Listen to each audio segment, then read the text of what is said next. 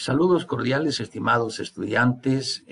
Vamos a dar continuidad con los temas que, según pues la jornalización, nos pide para ir avanzando con relación a la materia.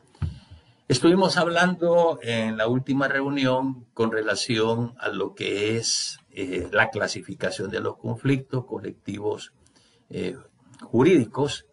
Y estábamos entrando a lo que es la forma de proceder desde que se presenta la demanda. Y a manera de una retroalimentación, si recordarán, hablamos acerca de lo que es el artículo 471 desde que se presenta la demanda, con los requisitos, decíamos, del artículo 379, es decir, los requisitos que toda demanda debe de contener para que pueda ser admitida en los juzgados. Luego, cuando se presenta la demanda, entonces se pueden dar dos cosas, decíamos. Una, que se admita, porque la demanda va con todos sus presupuestos procesales, o la otra podría ser de que hayan prevenciones o observaciones de tal modo de que habría que subsanar. Pero bien, media vez se admite la demanda, como dice el artículo 472, entonces el juez va a proceder al emplazamiento. Y decíamos que el emplazamiento no es más que el llamamiento que hace un juez a una persona que ha sido demandada para que esta persona pues comparezca a ejercer su derecho de defensa. Entonces, esa demanda, media vez admitida, procede el emplazamiento. Entonces, luego teníamos 5 días siguientes, ¿verdad?, para poder contestar la demanda, media vez sea emplazado.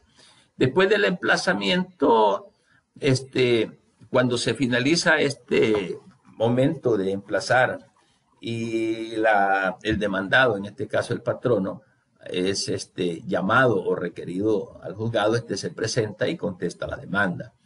Entonces, al contestar la demanda, el juez tiene 10 días después de contestar la demanda para abrir a prueba. Es decir, no es que se espere 10 días, no, ya media vez contestada la demanda, el juez dice, tráigase a pruebas el presente proceso.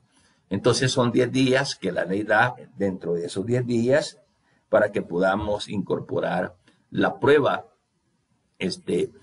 pertinente, útil y necesaria para demostrar los hechos. Por un lado, el sindicato, que es el que está demandando, y por el otro lado, pues el patrono, quien es el demandado por lo general, ¿verdad? Entonces, luego de que se contesta la demanda, se abre a prueba por 10 días y luego el juez, posterior a eso, después que ha examinado la prueba, tiene 5 días para dictar su fallo. Entonces, como ven, ahí va pues fluyendo el procedimiento con relación a una demanda que pueda ser planteada en un conflicto colectivo de carácter jurídico. Y luego, pues, el artículo 476 que nos habla del cumplimiento de la demanda. Entonces, es necesario pasar por este procedimiento y es bueno que tomen nota ustedes al respecto, porque esto que estamos viendo en la teoría es lo que estamos ya pidiéndoles en la práctica. En la última tarea que había que anexar al expediente que estamos formando, habría que hacer la demanda, ¿verdad?, con todos los requisitos que hablamos en la clase anterior. Bien, el artículo 480 nos habla acerca del procedimiento en conflictos colectivos económicos o de interés. Aquí vamos a tomar nota de la diferencia de los procedimientos. Fíjese que lo que acabo de explicar brevemente, que es una retroalimentación de la clase anterior, es la forma de proceder en un conflicto de carácter jurídico o de derecho. Ojo con esto. En la forma de proceder en los conflictos de carácter jurídico o de derecho, se presenta al juzgado la demanda, el juez admite la demanda, el juez emplaza, después se contesta la demanda, Contestada la demanda, el juez abre pruebas y luego después de abrir pruebas, el juez da el fallo. Todos estos procedimientos se dan en un conflicto de carácter jurídico o de derecho. Recordemos, y vuelvo a repetir, que dentro de estos conflictos colectivos son dos grandes clasificaciones. Primero, el conflicto de carácter jurídico de derecho, y el otro, que es el que vamos a comenzar a ver, es el conflicto colectivo económico de interés. Entonces, la diferencia es que el conflicto colectivo de derecho lo mira el juez de entrada a través de la demanda en el procedimiento que acabo de explicar. Pero ¿qué tal si el conflicto colectivo no es de carácter jurídico o de derecho? ¿Qué tal si el conflicto colectivo es económico o de interés? Que ya estuvimos bastante hablando de la diferencia de estas dos grandes clasificaciones de conflicto. ¿Cuál es en un caso y cuál es en el otro caso? Y ahorita vamos a comenzar a ver el procedimiento, que es bien diferente, el procedimiento que se sigue cuando hay un conflicto colectivo económico o de interés. Y ese precisamente lo encontramos en el artículo 480. Entonces, el artículo 480 nos habla acerca del procedimiento del conflicto colectivo económico o de interés, que es bien diferente al otro anterior, que es el de derecho. Aquí volvemos a hablar nuevamente de las etapas. Lo habíamos hablado en un primer momento cuando hablamos de un conflicto colectivo en cuanto a que cuando queremos, por ejemplo, proceder a hacer un contrato colectivo de trabajo, cuando en un primer momento lo habíamos visto, cuando, por ejemplo, el sindicato ya adquiere su persona jurídica y entonces ahora se reúne con el patrón y le dice, vaya señores, ya somos un sindicato constituido, ahora queremos pues celebrar el contrato colectivo con el patrono. Y en este caso, ¿ve? Al igual que este anterior que estamos viendo, en este caso se sigue el mismo procedimiento, que son las etapas, 4 etapas que se dan en este tipo de conflictos que ya las vimos en su momento, pero se las voy a repetir ahora ya enmarcada en un conflicto colectivo económico o de interés.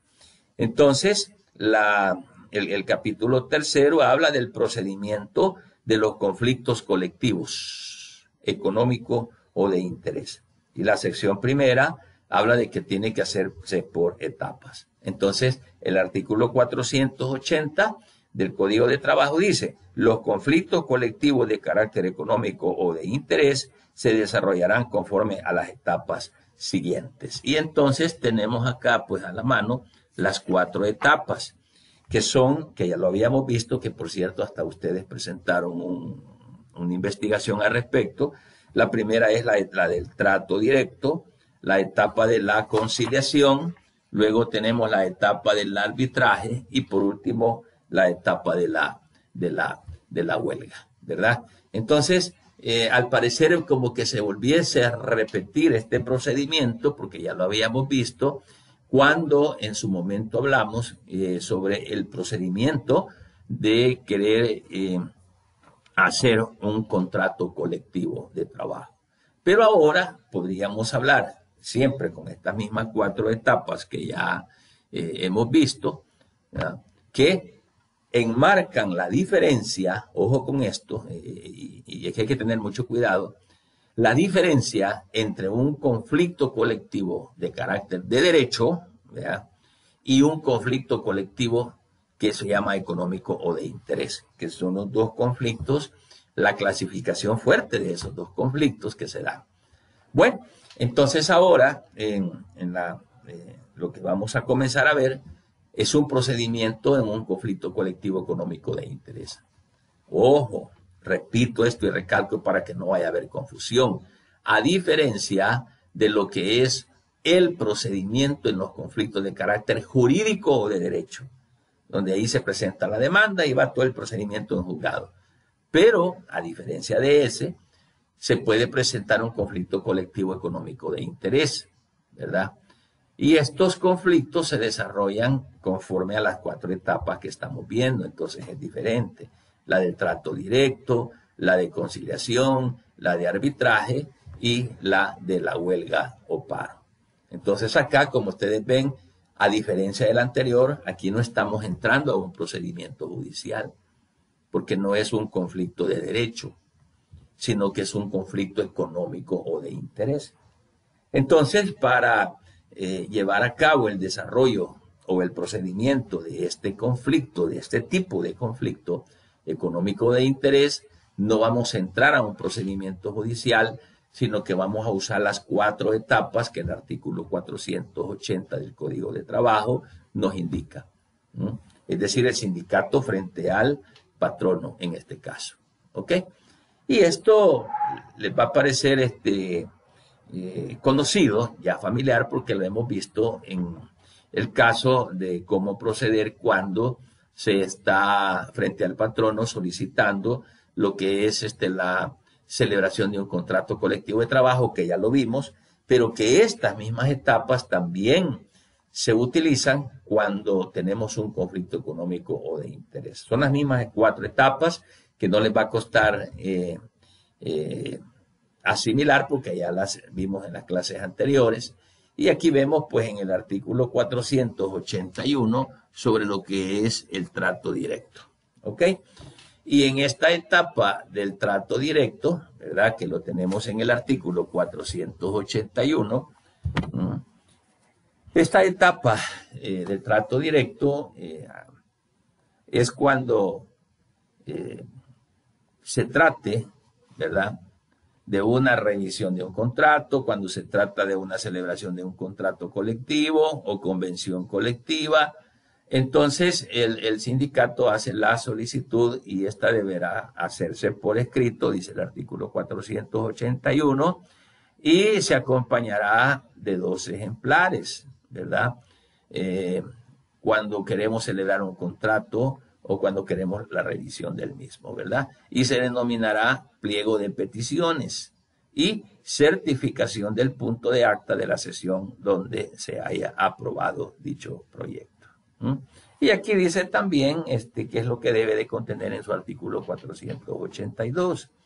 El nombre y generales del patrono, el sindicato de patronos o sindicato de trabajadores, depende a quien se le presente, ¿verdad?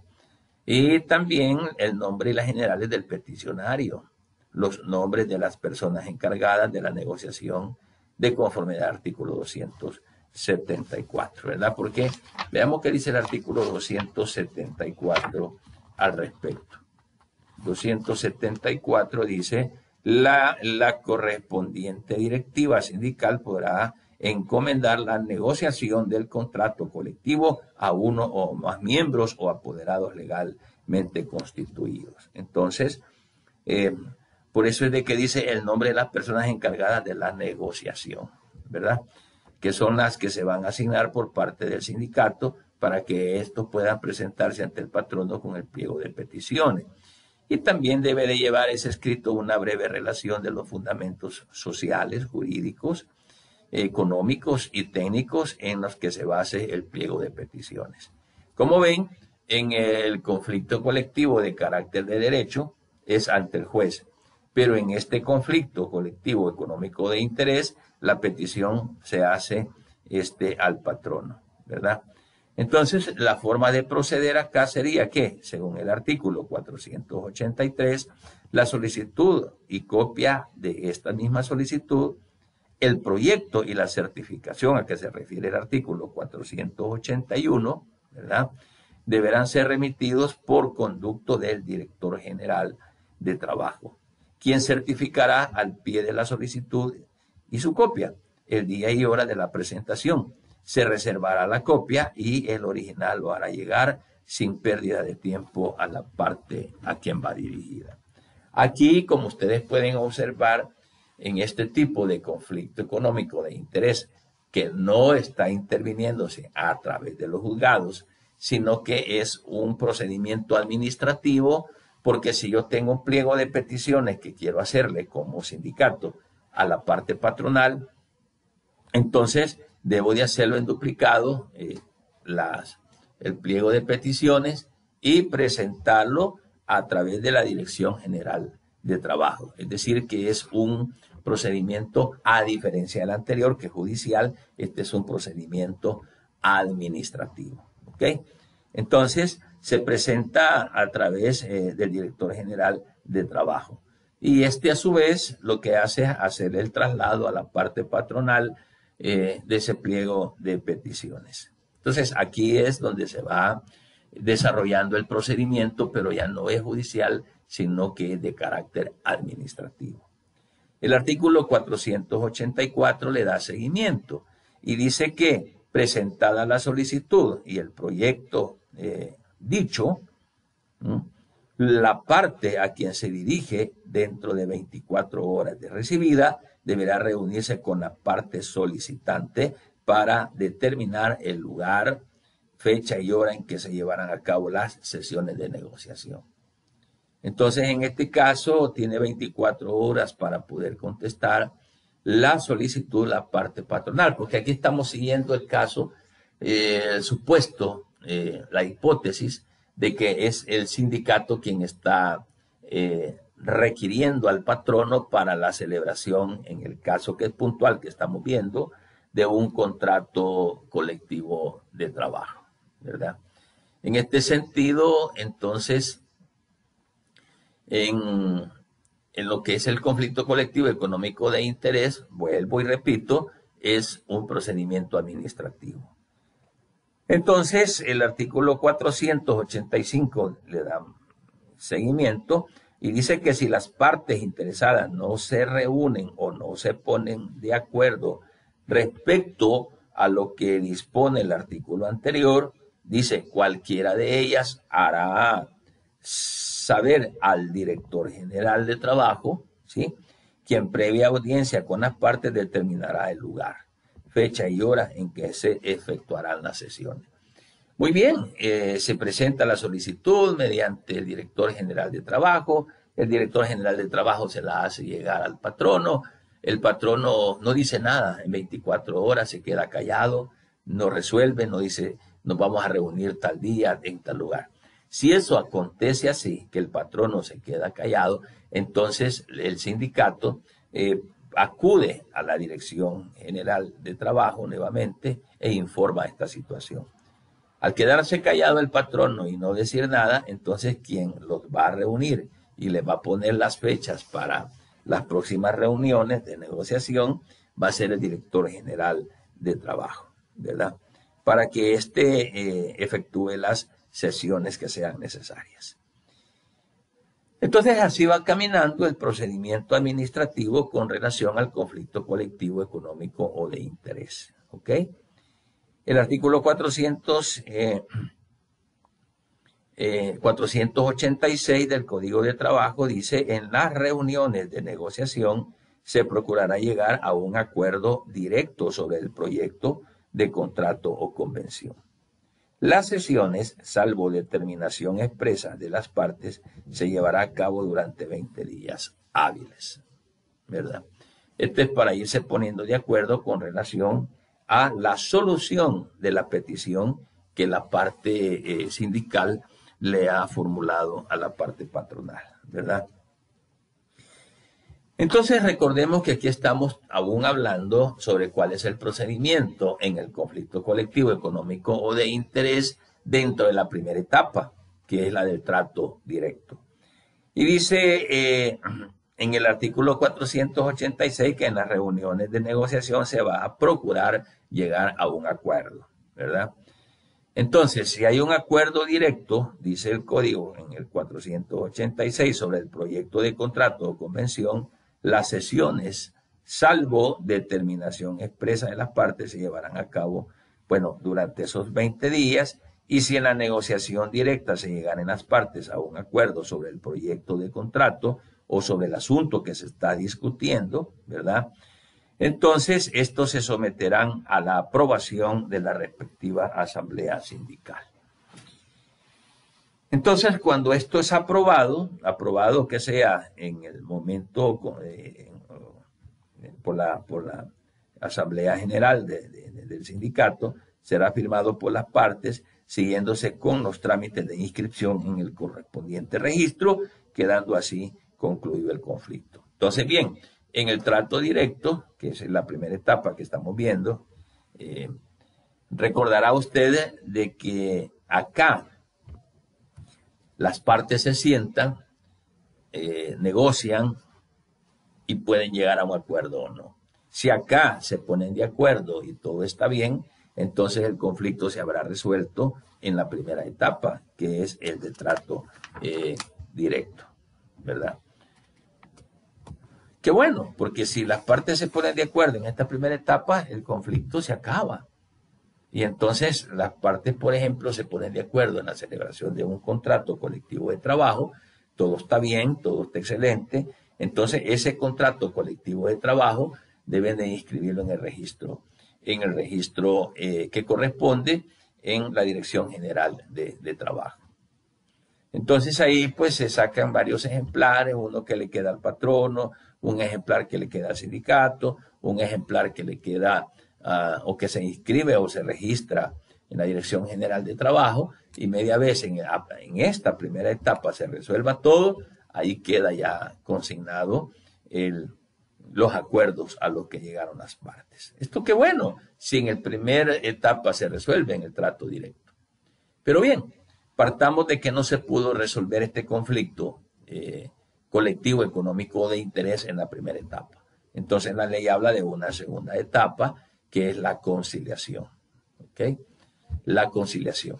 En esta segunda etapa, que la encontramos en el artículo 491 del Código de Trabajo, se establece que cuando en el caso del artículo 488, ¿verdad? Es decir, cuando hay negativa por parte, en este caso del patrono, ¿verdad? Entonces la negociación va a tener que salir adelante y el director general de trabajo, pues, intermediando en ello, ¿verdad? Y como acto previo a la etapa conciliatoria, se comprobará si existe o no tal extremo en un plazo no mayor de 3 días hábiles. Pero dice acá el artículo 491, contados a partir del siguiente, al de haber recibido la solicitud a que se refiere el artículo 492, ¿verdad? Entonces, tal diligencia no estará sujeta a ninguna formalidad y la resolución del director general de trabajo no admitirá ningún recurso. ¿Ok? Si los peticionarios no tienen la titularidad dicha, el conflicto se dará por terminado. En caso contrario, se aplicarán los artículos siguientes. Aquí habla de la titularidad de las partes que están dentro del conflicto. Y cuando hablamos de titularidad, lógicamente el Ministerio de Trabajo va a verificar si en efecto, para entrar a la etapa de la conciliación, quién está negociando por parte del sindicato.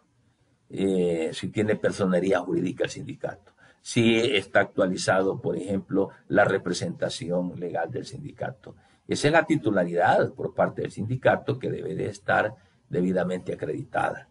Y por parte del patrono, la titularidad, que puede ser quién es el representante legal de la empresa, quién es el patrono, si es que fuese una persona natural, o quién es el patrono si fuese una persona jurídica y que está debidamente inscrita en el registro de comercio, en el registro de sociedades de registro de comercio. Entonces, media vez dada la titularidad o comprobada la titularidad, entonces nos vemos en un conflicto donde ambas partes están acreditadas para poder seguir adelante. Y es así como entonces entramos al artículo 492, la forma de proceder en la segunda etapa, que es la conciliación. Entonces dice el artículo 492, al recibir la solicitud de conciliación, el director general de trabajo inmediatamente, si él decidiere no intervenir como tal, entonces él puede designar a un conciliador, porque el director puede ejercer la labor de conciliador en medio de las dos partes, pero si él decide delegar, puede hacerlo, y entonces él puede delegar en un conciliador, para que dentro de las 48 horas siguientes cite a las partes en conflicto. Estamos entonces hablando de la segunda etapa, estamos hablando de la conciliación. Se presenta la solicitud para la conciliación porque el trato directo no dio resultado, porque a lo mejor en el trato directo las partes no quisieron aceptar las peticiones. Entonces, agotada la primera etapa, es que estamos llegando a la segunda etapa, que es la etapa de conciliación, ¿verdad? Entonces, se hace la solicitud y es tramitada de tal manera que se acuerde el horario para celebrar las reuniones de conciliación. Y entonces aquí también se van a nombrar a las personas que las hayan de representar y asesorar, ¿verdad? En caso de desacuerdo o de inasistencia, el director general de trabajo hará los señalamientos respectivos, ¿verdad? Y entonces, así es como estamos entrando a la segunda etapa, que es la conciliación, donde las partes conciliables pueden reunirse, discutir el asunto, dirimir el conflicto a través de la conciliación. Acordémonos que la conciliación no es más que la búsqueda de un acuerdo de una forma amigable, ¿verdad? Donde las partes se ponen de acuerdo, las partes concilian, las partes llegan a un entendimiento y entonces pues ahí pudiese también en esa segunda etapa resolverse el conflicto que se está generando en la etapa de la conciliación, ¿verdad? Y entonces el Código de Trabajo nos desarrolla cuál es el procedimiento que se da desde el artículo 491 del Código de Trabajo al artículo 499, que es donde se va caminando con relación a los procedimientos en la etapa de conciliación hasta buscar acuerdos entre las partes. A lo mejor este conflicto no se pudo resolver en el trato directo, pero a lo mejor pueda que sí se resuelva en la conciliación, ¿verdad? Y en este sentido, entonces, si se resuelve en la conciliación, qué bueno, porque estamos tratando a través del trato directo y de la conciliación no llegar a más, no pasar a las otras etapas, procurar resolver el conflicto de la mejor manera y con el tiempo más favorable, es decir, acortando tiempo, acortando conflicto y un montón de cuestiones. Pero podría darse el caso que en esta segunda fase, que es la conciliación, no hayan acuerdos. Podría darse el caso. Bueno, partamos de que, bueno, si hay acuerdos, qué bueno, porque aquí se termina el conflicto y las partes ambas han resuelto. Pero si no hay acuerdos, entonces para eso la ley nos habla de la tercera etapa, ¿ok? De la tercera etapa. En esta tercera etapa, ¿verdad? Esta tercera etapa está prácticamente entrada en la condicionante de deber, o sea, el deber de resolver el conflicto a través del arbitraje, que es la tercera etapa. Ya que no hubo trato directo, ya que no hubo conciliación, entonces vamos a tenernos que ir a lo que es el arbitraje, ¿verdad? Entonces, el artículo 500 del Código de Trabajo dice que el arbitraje se va a desarrollar en los siguientes casos. Y ahí vemos 3 casos puntuales que la ley enmarca. Artículo 500 dice: cuando las partes voluntariamente convengan en someterse al arbitraje como un medio de solucionar el conflicto. Entonces, el arbitraje puede darse de forma voluntaria, según el ordinal primero del artículo 500, cuando las partes voluntariamente convengan en someterse al arbitraje. Entonces puede ser voluntario el arbitraje, que a lo mejor quede plasmado por ahí en un documento de que cualquier conflicto que se suscite entre patronos y sindicatos, el asunto se resolverá mediante arbitraje. Las partes lo hacen de forma voluntaria. Un caso. En el ordinal segundo dice cuando en el contrato o convención colectiva de trabajo se hubiera estipulado el arbitraje. Es decir, las dos. Una, que digamos, vaya, pues vamos al arbitraje. O dos, si ya está estipulado en el contrato, entonces lo que en primer momento se dio como un acuerdo de voluntades, ahora sería como una obligación de irse al arbitraje, ¿verdad?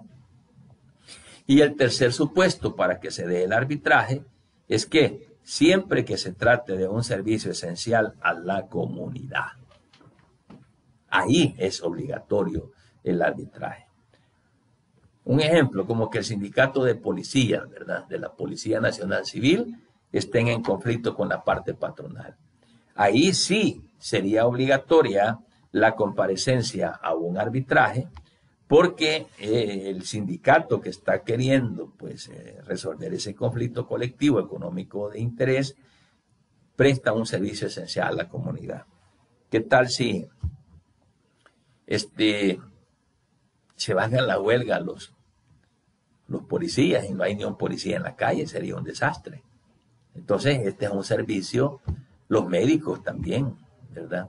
Todos aquellos que presten un servicio esencial a la comunidad están en la obligación de resolver sus conflictos a través del arbitraje, ¿verdad? Y también, pues, el artículo 500 en adelante, hasta el artículo 515, por ahí 515, habla acerca del tratamiento que va a tener mediante el arbitraje este tipo de conflicto. Entonces el artículo 515 habla del arbitraje obligatorio. Fíjese bien, dice, serán sometidos a arbitraje obligatorio los conflictos colectivos de carácter económico que afecten un servicio esencial, que es lo mismo que estábamos viendo acá en el artículo 500 en el ordinal tercero. Siempre que el conflicto se dé entre un sindicato y que este sindicato pertenezca a trabajadores que brindan un servicio esencial a la comunidad, entonces el arbitraje va a ser obligatorio, ¿verdad? Va a ser obligatorio. Entonces, ahí estamos viendo el trato directo, la conciliación y el arbitraje como tres etapas que son indispensables en el desarrollo de un conflicto colectivo económico y de interés. Luego, como lo hemos visto también en otras clases anteriores, la cuarta etapa de un conflicto colectivo es la huelga o el paro. Y esta se desarrolla en el artículo 527 y allá por el 539 que habla del paro. El artículo 527 habla de la huelga y el artículo 539 habla del paro.